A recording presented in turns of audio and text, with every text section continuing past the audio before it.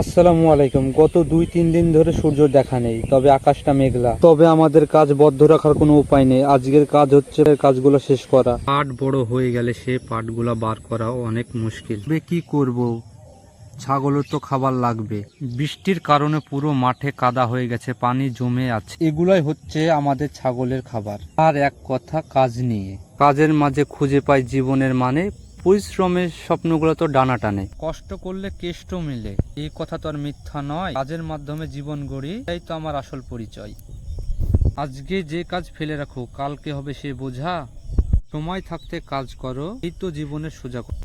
গরুর জন্য আরো কিছু ঘাসের প্রয়োজন, তবে আকাশে অনেক মেঘ করেছে। যত তাড়াতাড়ি পারি ঘাসগুলো কেটে নিয়ে বাড়ি যেতে হবে। তবে ঘাস কাটার আগে একটা জমি দেখলাম, এখানে অনেক দিন থেকে পরিকল্পনা আছে যে কি সেখানে একটা খামার করব। আলহামদুলিল্লাহ, সেই স্বপ্নটা যেন পূরণ হয়। আপনারা সব দোয়া করবেন।